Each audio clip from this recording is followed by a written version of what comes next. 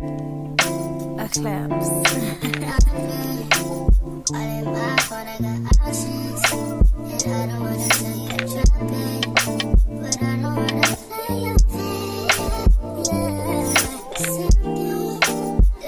What's poppin', homie hoppers? It's me, Keisha, and I'm here with this week's All Tea, All Shade, Married to Medicine, Season 9, Episode 8 review. Let's get right into it. So the episode starts off with Anila talking to her husband, Kieran, and she tells him about what happened on the girls' trip to Vegas and how Toya made a comment about Eugene having a small Peter Weeder in front of everybody. And Kieran is like, oh my God, like that is never appropriate to talk about your husband, Peter Weeder, in front of everybody else. And especially in a derogatory way like that. Like, I feel so bad for Eugene. Boy, when they asked him about this shit at the reunion, because you know Andy shady ass gonna do it. So embarrassing. So then she goes on to tell him how Toya was like, if she had to pick anybody else's husband to mess with, who would she pick, and how she picked Kieran. And Kieran looking like, oh, wow. Okay, well, that's good to know. And then they sit down and Kieran tells her that they need to make up house rules for her parents since they're going to come stay with them. He do not like them people. He do not want them people in his house, child. But you know, neither one of them want to be parents. So I guess the parents are coming. So then we go to Toya's house and they have a family meeting because apparently while she was out of town and Eugene was working long shifts, their son, Avery, spent the night at one of his friends' house, and the little boy was having a birthday weekend, you know, with a bunch of kids over there. And apparently Avery got accused of stealing a toy by one of the other kids, and he didn't do it or whatever, and you know, he was feeling some type of way about it. And Eugene was like, even though it wasn't racially motivated, you have to be careful with how you label a young black boy, because you know it could get you killed out here. And he tells Avery, you know, to be careful how you judge picking your friends, which is admirable. I agree with all that, but I need to know, was these white folks? I need to know, was this a little white boy that accused him of doing that? Because I'm gonna need to talk to your parents, because that's not cool at all. And how about, it's good that y'all have the money to be in affluent neighborhoods and put y'all kids in, you know, private schools or whatever, but it is what's the word I'm looking for, adamant that you surround your children with people that look like them. Because I went to a predominantly white school when I was growing up, and I was always segregated pretty much. I was always kind of pushed to the side. I was never good enough because of my black skin. You know what I'm saying? So yes, I know things have progressed, but at the same time, you're still white, I'm still black. And in cases like this, you see how the little black boy was accused, and it probably was one of the little badass white kids if these were white children. So I think that it is, like I said, adamant that you put your kids around people that look like them instead of people that don't, and don't understand their plight and the things that they go through. But I need to know, was these some little white kids that he was around, child? Because we already know how that go. Heavenly has a doctor's appointment with Dr. Jackie about her going to premenopausal and all of that stuff. And she confides in Jackie that it's gotten to the point now where her mother has to go to hospice. So it looks like Heavenly's mom is entering her last days. And you can tell she's really upset and bothered by this. But you know, it seems like Heavenly is one of those people who likes to keep her feelings tucked inside. She don't want to do too much and show too many emotions. But at the end of the day, it's your mama. And, you know, we all understand how that whole situation goes. And I felt really bad for her because nobody wants to go through that with a parent. Then we switch over to Anila and Kieran. Her parents come to help them with the kids, and Kieran shows her mama and daddy the house rules, child, about washing their hands when they cooking food, don't interfere with the discipline kids. And her mama and daddy's like, you don't give the parents no house rules, and I know one thing, you ain't gonna be telling me what the fuck to do when I'm over here watching your kids for free. Of course I'm gonna respect your house, but bitch, you ain't paying me, so you need to shut the fuck up, okay? Because that's why the last nanny left, because they ain't want to be bothered with y'all asses. Simone and Cecil decide to have a couples dinner because they need help with their marriage relationship advice book that they're writing together. So they decide to have Contessa and Scott come over, as well as Heavenly and Daddy. Now, I don't know why Jackie and Big Country didn't come, but I don't know what made her think it was a good idea to put Heavenly and Contessa in the same room. So when Contessa and Scott get there, here go Heavenly starting shit already. They told us we were here to give y'all relationship advice. And Contessa and Scott were so uncomfortable because, girl, don't even make jokes like that.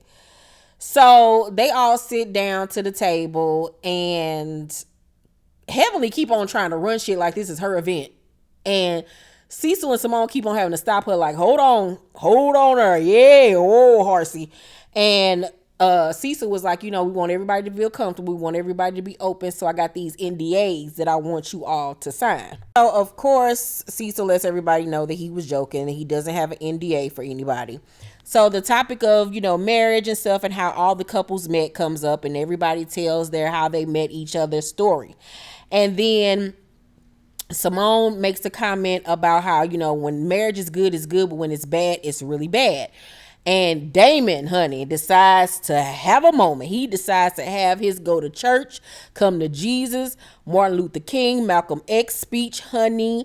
And I was not ready because we all know Daddy don't really say too much, honey. Daddy don't really get involved in the bullshit. But Daddy had time today. Daddy had just got off work. He didn't even have time enough to go home and change his clothes. He had on his work outfit. He had on his doctor uniform and some hard bottoms. That man had a hard day. That man had a hard day when you got to have on a doctor's uniform and some brown hard bottoms. Life is hard. I am tired. My feet is sweating. I ain't got on no dress shoes, no dress socks with this motherfucker. Damon was pissed. Damon wanted to eat, drink, and be merry, and he is tired of you niggas. He is tired of this shit. He been dealing with this shit for how many seasons now? About 6, 7. He is tired of you bitches and you niggas. So Damon jumps in. And he was like, I think one thing I'll say about women, I think you don't realize is how painful your words can be. I just feel like with men, the reason why we get along is there's no BS. If you cross the line, you know what's on the other side. With the woman, there's no line. And Contessa jumps in and was like, are you talking about Heavenly? And I was like, Contessa. Now, Contessa started this shit. She started this shit. Y'all had made up on the Vegas trip. Y'all said y'all was going, put the shit behind y'all. And she kicked it off. Even if you knew damn well who he was talking about, what he was talking about. Hell, regardless, even if he wasn't talking about her. That wasn't necessary. That kicked shit off. So Damon was like, no. I'm just saying in general. So Contessa was like, I would rather have a wrestling match with you than for you to start calling me names and then yelling at me and calling me out my name and poking at my vulnerabilities. So Damon was like, I don't really tell you guys a whole lot of stuff, because what I've seen the most amongst our friendship is people will say stuff and then it's like a punchline the next time we hook up. And so Heavenly sitting there looking, you could tell in her head, like, is this motherfucker talking about me? I know the hell Daddy ain't sitting here talking about me. And so I think she even might have said, like, you ain't talking about me. And Contessa and Simone was like, he talking about you. And Heavenly was like, no, he ain't. He already know. And so Contessa was like, you just got to be careful who you share things with. That was a dig at Heavenly. So Heavenly was like, don't say shit about your husband that you don't want repeated. And both parties are very right. Both statements are very true. So then Damon at this point is pissed because these heifers then started arguing and this is not what he wanted. So Damon was like, no. This is not going to be a silly conversation. Heavenly, I know you think this is what you should do, but I'm asking you to do is not. So Heavenly at this point simmers the fuck down because we all know Daddy is the only person that can get Heavenly the fuck together. So when he told her to finally shut the fuck up, after a few times he had asked her to stop and she didn't, she finally stopped because she realized Daddy wasn't fucking playing. So she sat there on mute, baby. She kept it cute and on mute. So Damon was like, here's what it really comes down to. This is a perfect example. How many times did I ask you to just stop? A bunch of times. A bunch of them. But you didn't. That's a lack of respect. Baby Simone face. Simone face was all of our face. Ooh. Because we don't never see Daddy really get Heavenly together in front of the girls, but he is fed the fuck up. I told you that man feet hurt. He was tired. He wanted to go the fuck home, take a bath, and turn on fucking The Price is Right. He ain't had time for this bullshit now. The man want to go home. Baby Simone face was like, oh my God. But Simone knew what the fuck she was doing, putting that group of people together in the room. Simone knew exactly what she doing, because she was cracking up laughing the whole motherfucking time. Her and Cecil bored asses ain't shit. So Damon was like, you know, I'm going to say something, and I don't want to start something up. Well, nigga, just saying that is starting something up. You already know that whatever you about to say about to be some shit. So Damon was like, you know, it really bothers me to my core that you two have this bullshit going on. And Tessa was like, it's not bullshit. It's real. And Damon was like, it is. And Contessa was like, no, it's real. So Contessa in her confession was like, you know, I'm not your wife. You don't have to lecture me. You worry about what's going on over at your house. We good over here. Obviously, y'all not good over there, girl. You can continue to 1, 2, 3 hut and act like everything is all Gucci over there when we all know that you over there being controlled and somewhat abused by your goddamn husband, allegedly. Girl, get out. Stop, Contessa. Stop trying to rewrite history like season fucking, what was it, 8 didn't fucking happen. Like, girl, we remember. We were there. We watched the shit. So, Contessa then was like, Damon, you're taking your wife's side, though. And Heaven was like, Contessa, can you respect the man enough to shut up and let him talk? And at this point, I felt like Heavenly was annoyed by Contessa, but I also felt like what she wanted to say and how she wanted to clap back at Damon, she put that aggression on to Contessa, because she knows she can't talk like that to Damon, because Damon will probably leave her ass if she try to buck with him like she do with everybody else. She knows she couldn't do that. So I felt like, you know, Heavenly got a mouth on her. You know she wanted to clap back at him, especially for embarrassing her and putting her ass on Front Street in front of everybody, but that's what her ass needed. So Contessa was like, you shut the fuck up, Heavenly. And I was like, ooh, that's Lieutenant Contessa coming out, child. You better beware. Don't let that Vanna White dress fool you. So Heavenly was like, God damn, you talking too fucking much. Heavenly said that shit hard as hell. I was cracking up. At this point, Damon is over it. He looks at Cecil and says, thanks for inviting us, dog. And start packing up his shit to go. He has had it. He is done with everybody, because, you know, these hoes just cannot take accountability for shit. So Damon is mad at Heavenly because she kept on going, arguing with Contessa after he had asked her to stop. So now he is pissed at Heavenly. Heavenly looking like a little kid that's about to go home and get a whooping, child. So while Cecil walks them outdoors to their car, we see Contessa telling Simone that, you know, he basically can't say nothing to her because they in the same field. They make the same amount of money. Girl, that don't make no bit of sense. Just because y'all the same age or have the same job and the same credentials don't mean that somebody can't give your dumb ass advice. Shut the fuck up, Contessa. Shut the fuck up. Shut the fuck up, you dummy, you. Shut up. So outside, Cecil was telling Damon to cut Heavenly some slack, because Daddy is pissed. Daddy ain't never been this mad at Heavenly ever before on television that we have ever seen. Damon had it with her ass, and about time he put his foot up her ass. And so Damon was like, no, when I tell you to stop, just stop. So we then see Damon and Heavenly inside the car, and Heavenly eyes was hella watery. Heavenly looked like she wanted to cry. She literally looked like she wanted to fucking break down and cry because he dug in that ass. And Damon was like, when we go out with your friends, every time it's this, and I'm sick of it. And Heavenly talking about is that my fault? So Damon was like, you can change your part. You know, how about you just don't talk to me for a while? while I, get myself together. And then they drive off. Baby, Heavenly ass, when they got home, I can tell Damon probably didn't speak to her for the rest of the night, probably slept on one side of the bed. She probably got up the next morning, fixed him a full course breakfast, child. She probably had to suck him off because she say that's what get him. She had to give him some sloppy toppy, child. Probably had to go to work, go to his job, and give him some sloppy toppy while he was in an emergency room fixing somebody's arm or some shit.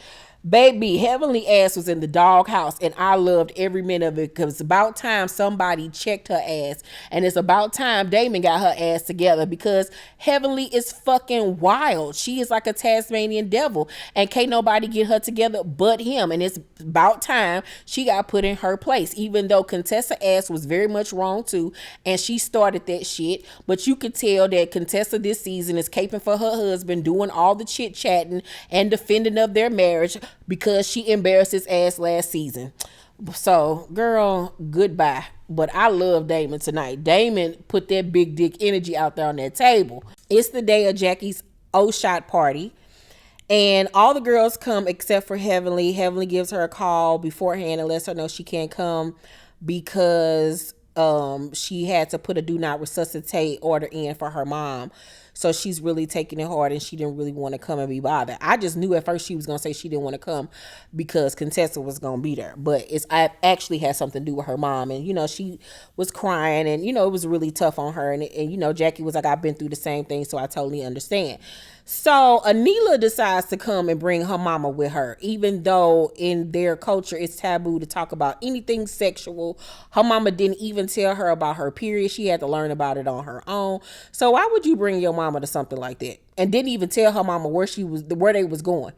That was just stupid. So her mama up here making comments or whatever, embarrassing her like she ain't a fully grown ass woman, talking about some do the blood but don't do the thing, and she gonna be carrying on all night about stuff. Like, it was just too much. Like, you was stupid for even bringing your mama. Like, girl, sit down. So at the end of the episode, the ladies are talking, and Contessa overhears Toya talking about what happened at the dinner.